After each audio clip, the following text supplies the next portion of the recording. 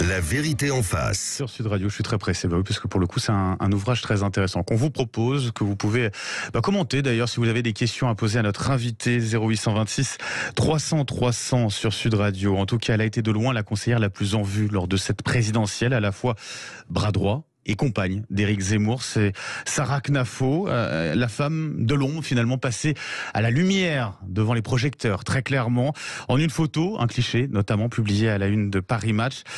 Cette femme, on va en parler avec Ava Jamshidi, qui est avec nous ce matin sur Sud Radio. Bonjour et bienvenue. Bonjour. Avec cet ouvrage que vous avez coécrit avec François-Xavier Ménage, grand reporter pour TF1. Vous-même, vous êtes grand reporter pour le magazine Elle. Cet ouvrage intrigante, Sarah Knafo, et ce sous-titre, l'histoire secrète d'un candidat sous influence. C'est dire le rôle que vous accordez finalement à Sarah Knafo lors de cette campagne présidentielle et peut-être cette décision, même pour Éric Zemmour, de se lancer dans cette campagne. C'est vrai qu'elle est essentielle à cette aventure électorale. D'ailleurs, Éric Zemmour l'a dit lui-même, sans Sarah Knafo, il n'y aurait pas eu de campagne. Et c'est vrai que ça a été vraiment quelque chose qui nous a beaucoup interpellés, parce qu'il y a très peu d'hommes politiques et de femmes politiques qui parlent de la sorte d'un conseiller stratégique. Et puis surtout, dans la chorégraphie de ce tandem, en fait, on voit qu'elle est omniprésente, qu'elle est là en permanence. Ils partagent leur bureau au QG de Reconquête. Ça, vraiment, c'est pour les avoir tous interviewés, les candidats à la présidentielle. Je n'avais jamais vu ça. On n'a jamais vu ça avec François-Xavier Ménage, le co-auteur de cette enquête. Et c'est vrai que il n'y a pas eu d'autres personnalités de l'ombre. Vous l'avez rappelé, qui entretient un rapport assez ambigu d'ailleurs avec l'ombre et la lumière, oui, qui soit aussi présente auprès de son candidat. D'ailleurs, quand vous êtes en interview avec lui, parfois c'est même elle qui répond au final, qui vient en aide à lui quand il a un peu plus de mal à répondre à vos questions, quoi. Oui, ça c'est vraiment quelque chose de très marquant. Enfin, c'est inédit en fait pour un conseiller d'interrompre l'entretien de son patron pour prendre la parole et pour parler de son expérience personnelle, pour étayer un argument, pour lui souffler des réponses. Ça, on ne l'avait jamais vu. Et c'est aussi ce qui nous a donné envie de nous pencher sur le sort de cette jeune femme qui finalement n'était connue des médias et de l'opinion publique française qu'à l'aune de ce qui avait pu en sortir dans la presse People au tout début. Ouais. Et pour qui, en gros, les Français la connaissaient surtout essentiellement comme étant la compagne d'Éric Zemmour, et on s'est rendu compte que c'était beaucoup plus que cela. Les initiés qui suivaient le candidat le savaient évidemment, mais pas le grand public, et on s'est dit que c'était vraiment intéressant de mener une enquête pour raconter qui elle est, d'où elle vient. Et puis, il y a dans cette aventure électorale qui est menée, il y a quelque chose de particulièrement intéressant. Éric Zemmour, c'est un peu comme un spécialiste de la politique qui l'a chroniqué, qui a travaillé sur cette matière pendant des années, et puis qui décide un jour de se lancer lui-même. Un peu comme si un commentateur ou un journaliste sportif décidait de subitement d'entamer une carrière à la Zidane ou de devenir un entraîneur. Et la personne qui lui permet d'opérer cette bascule, alors certes ratée, puisqu'il a échoué au portes du c'est important de le dire au final. C'est important de le rappeler. Il ne fait que 7%. Mais enfin, quand même, il atteint ces 7%, il fait mieux que les Républicains, que la candidate des Républicains, il fait mieux que la candidate du Parti Socialiste, alors qu'il n'avait pas d'expérience politique en propre par le passé, et celle qui lui permet d'y arriver, d'organiser cette campagne, c'est Sarah Knafo. En créant un engouement aussi au début de cette campagne présidentielle, tout simplement incroyable. On va revenir bien sûr sur ce duo, puisque c'est un duo politique, très clairement, c'est ce que vous racontez. Mais revenons déjà sur elle, son parcours à Sarah Knafo. On apprend beaucoup de choses dans cet ouvrage. Femme, on va dire, radicale, très ambitieuse, déjà très jeune. Très ambitieuse, très jeune. C'est un de ses enseignants du lycée israélite où elle a étudié à Pavillon-sous-Bois, puisque Sarah Knafo vient de Seine-Saint-Denis, dans une espèce de petite oasis prospère au milieu de la Seine-Saint-Denis. Et là, c'est un prof en fait qui lui donne le goût de ses études, même si elle ne sait pas très bien où elle va. Et elle entame un parcours d'excellence, je pense qu'on peut le qualifier de cette manière, alors que rien n'y prête. Elle n'est pas du tout dans une famille particulièrement politisée, elle n'est pas incitée à le faire. Et à partir de ses études, elle arrive à Sciences Po, et là, elle commence à se constituer un réseau vraiment impressionnant pour une jeune femme qui n'est pas coutumière de ce petit monde politico-médiatique, qui n'a pas de liens familiaux comme ça qui pourraient l'aider à se constituer ces réseaux. Et ça va ensuite être extrêmement utile pour l'avènement de cette malgré des échecs, elle a eu des échecs aussi dans sa jeunesse, mais à chaque fois elle a su justement rebondir ou insister ou travailler encore plus, parce que c'est une grande travailleuse aussi. Vous l'avez dit, le terme important, c'est réseau, c'est aussi mentor. C'est ça aussi qui va l'aider finalement à gravir les échelons très très vite. Oui, elle s'est vraiment entourée. Elle a su s'entourer de mentors, de personnalités des noms très connus, de poids, des noms très connus. Vous l'avez dit, Hubert Védrine, Henri Guénaud, Marie-France Garot, qui l'invite à boire le thé le dimanche quand elle la rencontre. Alors, elle sait jouer de ces réseaux-là, et puis ses mentors sont un peu emballés aussi par sa personnalité, parce que vous l'avez dit, elle travaille. C'est quelqu'un qui a une intelligence sociale assez rare, oui. Et puis pour ces personnalités qui sont plutôt âgées, c'est aussi très agréable d'aider c'est très agréable d'aider un talent à éclore. Ils la sentent prometteuse, et puis ils aiment bien toujours voir semer des graines et les voir éclore, et ils se disent qu'elle pourrait avoir un destin, qu'elle pourrait avoir une carrière. J'y suis pour quelque chose, quoi, là-dedans. J'y suis pour quelque chose, et j'ai envie de l'aider. Elle se met effectivement au service d'Henri Guénaud en 2017, qui est sa première expérience politique, où elle fonde un mouvement des jeunes avec Guénaud qu'elle soutient, et qui est sa toute première expérience électorale. Donc quand Sarah Knafo arrive dans la campagne d'Éric Zemmour, eh bien, elle a déjà vécu l'expérience d'une campagne ratée. Elle sait déjà ce qu'est un échec. Elle sait aussi comment on fait pour rebondir et s'en sortir. Elle a cette intelligence sociale, vous l'avez dit. Et d'ailleurs, c'est ce qu'elle a fait à Sciences Po Paris en utilisant une association, notamment, qui lui a permis d'avoir cette assise-là. Et pour prendre sa place, elle y va, quoi. Elle n'hésite pas. Oui, elle n'hésite pas du tout. C'est ça vraiment... lui est reproché parfois. Hein. Ouais, alors du coup, elle agace. Parce que c'est quelqu'un qui est vraiment très culotté et qui n'hésite pas à jouer des coudes pour jouer les premiers rôles.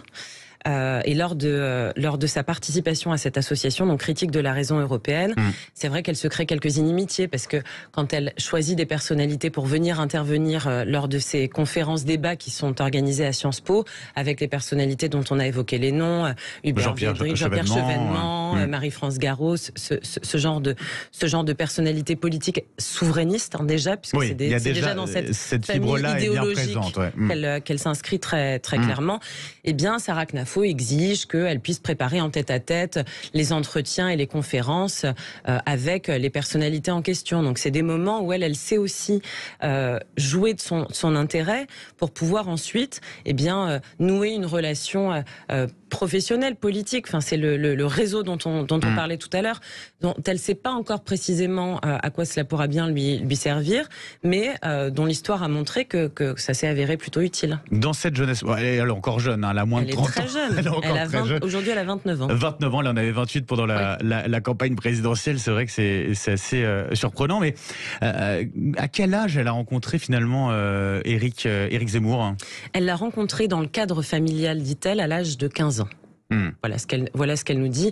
Après, le reste, la manière dont se noue une histoire sentimentale entre eux, on ne s'est pas aventuré sur ce terrain, parce que la loi nous l'interdit. On n'a pas le droit de raconter la vie privée des. C'est un livre non autorisé, il faut le rappeler aussi, il faut le dire. C'est un livre non autorisé, exactement. Mais par ailleurs, nous, on n'est pas. Et puis on n'est pas journaliste. En tout cas. Oui, on n'est pas journaliste. People. Alors évidemment, dans cette enquête, on a dû se pencher sur la nature du lien qui existe entre eux, et ce lien est aussi sentimental, donc c'était très important de pouvoir l'interroger, mais ce genre de détails, non, on a fait le choix de ne pas les mettre pour les raisons que je viens de vous indiquer. Mais vous mettez en avant plein d'autres choses justement sur ce duo, sur cette histoire, et notamment sur cette campagne présidentielle qu'ils ont vécue à deux, en duo, avec cette influence réciproque, et on continue d'en parler justement, d'en parler de cet ouvrage, l'intrigante Sarah Knafo, avec vous.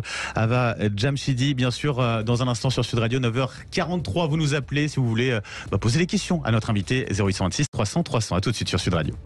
5h10, le grand matin Sud Radio. La vérité en face. 9h47 sur Sud Radio, la vérité en face, avec Ava Jamshidi qui est toujours avec nous pour cet ouvrage, l'intrigante Sarah Knafo, avec François-Xavier Ménage. Ménage qui est lui grand reporter pour TF1, vous êtes grand reporter pour le magazine Elle. On a parlé un petit peu donc on va dire, de l'enfance, de la jeunesse de Sarah Knafo. Venons-en justement à cette campagne présidentielle, et notamment sur le moment de bascule, puisque vous parlez de cette ambiguïté pour Sarah Knafo, qui à la fois veut rester dans l'ombre, et puis en même temps aime bien le feu des projecteurs aussi de temps en temps. C'est vrai qu'on a du mal à savoir quelle est la part de vérité de ce côté-là. Elle a un rapport qui est très ambigu à la lumière. Les conseillers de l'ombre, comme leur nom l'indique, sont censés rester à l'abri des caméras. Or, c'est vrai que Sarah Knafo, elle n'hésite pas à se positionner au premier rang des meetings. Il est arrivé lors d'une réunion publique au Mont-Saint-Michel qu'elle porte une tenue extrêmement voyante, un ciré jaune avec des bottes où on ne voit qu'elle. Donc, on sent quand même qu'elle aimerait bien pouvoir exister, mais qu'elle n'est pas très claire sur ce point. Je pense que ça, c'est quelque chose que sans doute elle éclaircira avec le temps. Elle a eu énormément de propositions, d'entretiens, d'interviews télévisées, mais on n'a jamais entendu le son de sa voix de manière publique. Là, on a pu la voir, nous, dans le cadre de ce travail, mais vraiment... je ne vais pas dire qu'elle était contrainte, mais parce qu'il fallait recouper certaines informations et en vérifier. Mais c'est pas quelqu'un qui a encore éclairci, je pense, cet aspect des choses. Le moment de bascule aussi, où on l'a découvert au niveau du grand public, ça a été cette photo à la une de Paris Match où ils étaient enlacés, Éric Zemmour et puis elle, Sarah Knafo. Il y a eu aussi toutes les questions autour de sa grossesse supposée, oui, vrai ou pas. En tout cas, ce sont des sujets qui ont beaucoup fait réagir, beaucoup fait parler également. Déjà pour cette photo à la une de Paris Match, la question c'est de savoir si c'était une photo volée ou pas, ou est-ce que c'était une manœuvre politicienne. Vous en parlez en tout cas dans votre ouvrage, vous apportez des éléments de réponse à ce sujet. On s'est vraiment posé la question et on a remonté et recoupé nos informations auprès de tous les protagonistes de cette affaire. En fait, un grand paparazzi très réputé, Pascal Rostin, avait été envoyé pour faire un reportage pour suivre l'embryon de campagne qui était en train de se nouer là, alors qu'Éric Zemmour n'était pas candidat à la fin de l'été, et il y a un petit changement de programme, et donc il décide de se rendre à l'hôtel où réside Éric Zemmour pour voir un peu ce qui va se passer. Et là, il tombe sur eux en train de boire un café. Il se cache, il se met en planque, comme on dit dans le jargon. Il les voit ensuite descendre des escaliers, prendre un bain de mer. Il les voit s'enlacer, et à ce moment-là, évidemment, c'est un paparazzi. Qu'est-ce qu'il fait? Il déclenche. Alors, Éric Zemmour et Sarah Knafo assurent, et ont attaqué d'ailleurs Paris Match, que aucun accord n'a été passé avec eux. C'est également ce que soutient Paris Match. Je pense pas qu'il s'agisse d'une paparazzade organisée, mais ce qui est sûr, c'est que ce moment a un double impact, je dirais, pour Sarah Knafo. D'abord, d'un point de vue professionnel, c'est un moment qui est quand même un peu compliqué, parce que même si tout le monde sait quel est son rôle auprès de lui, et que l'enquête qui a été réalisée par notre consoeur Émilie Lanez pour raconter un peu quel est le rôle essentiel de cette femme aux côtés du candidat, eh bien, c'est pas exactement la même chose de se voir de la sorte ramené entre guillemets au rôle de compagne. Et dans le même temps, d'un point de vue assez paradoxal, à partir de ce moment-là, en fait, Sarah Knafo, elle a plus besoin de cacher la relation qu'elle a avec Éric Zemmour, puisque tout le monde est au courant. C'est pas dit clairement dans l'article, mais les photos sont tellement évocatrices que la question ne se pose presque pas. Et c'est un moment qui est déterminant dans sa vie, puisque cette relation qui était jusqu'à présent clandestine devient publique, et donc elle peut désormais la vivre au grand jour. Et à partir de ce moment-là, elle ne se cachera plus.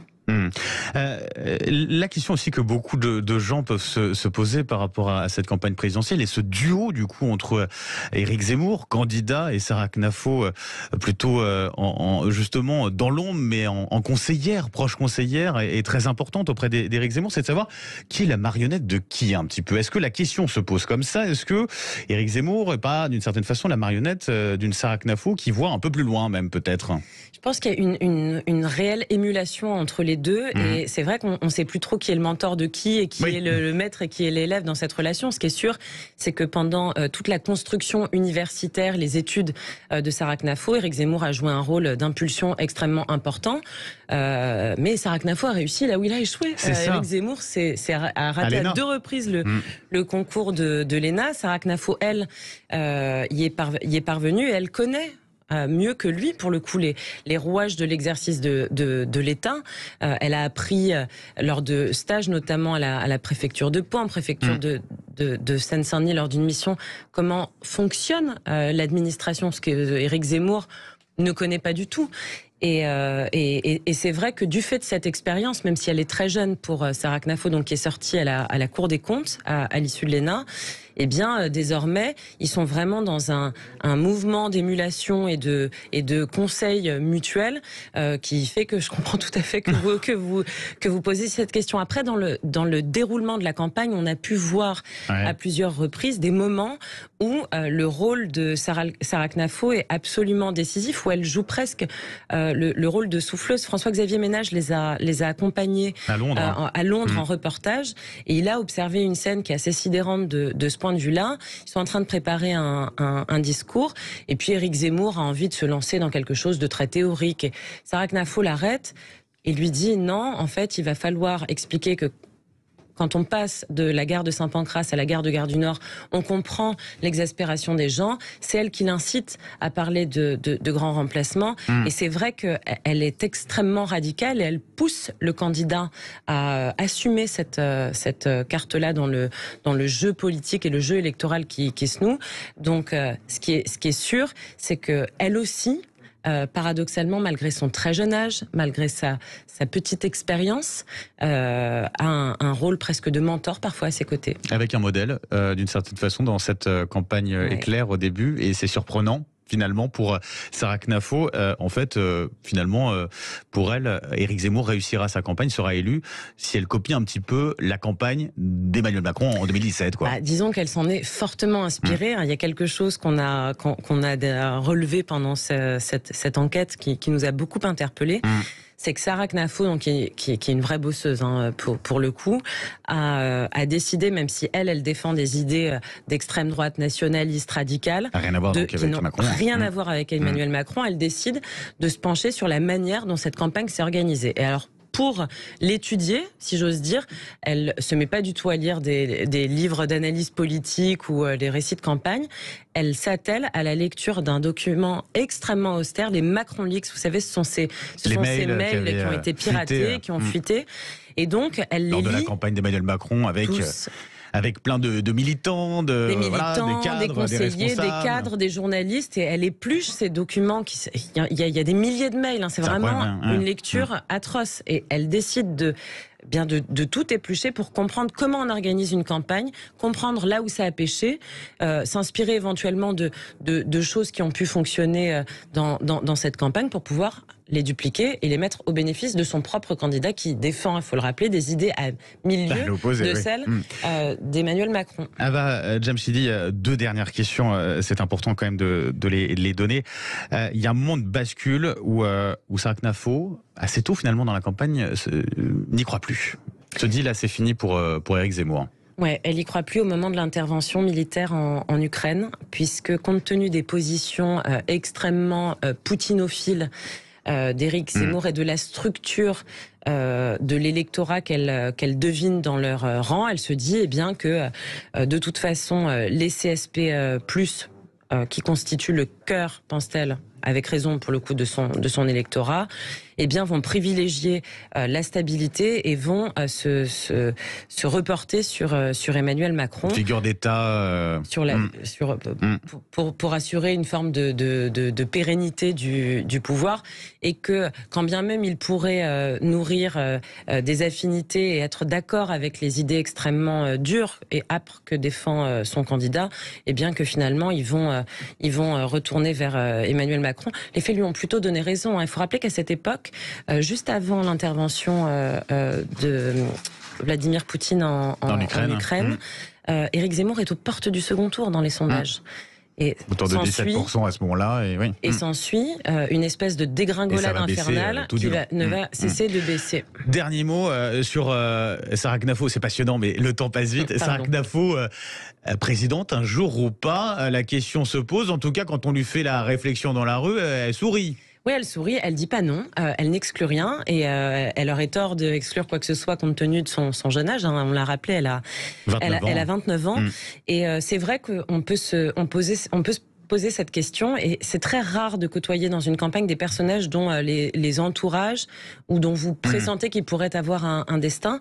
Et quand on a rencontré Sarah Knafo à plusieurs reprises, c'est vrai qu'on a été très étonnés de voir des passants lui poser la question et lui dire mais et vous, la reconnaître déjà, de la reconnaître et de l'appeler, de l'encourager à se lancer sur cette voie. Donc faudrait pas s'étonner si on la voyait un jour décider de se frotter au suffrage universel. Alors peut-être pas à la présidentielle pour une première expérience, mais on verra. À voir. 8 mois d'enquête en tout cas, et puis un ouvrage passionnant qui se dévore littéralement. Merci beaucoup. Ça s'appelle L'intrigante Sarah Knafo, l'histoire secrète d'un candidat sous influence. Ça va, Djamchidi, merci d'avoir été avec nous sur Sud Radio, grand reporter pour le magazine Elle. Vous avez coécrit cet ouvrage avec François-Xavier Ménage de TF1. Merci à vous et très bonne journée.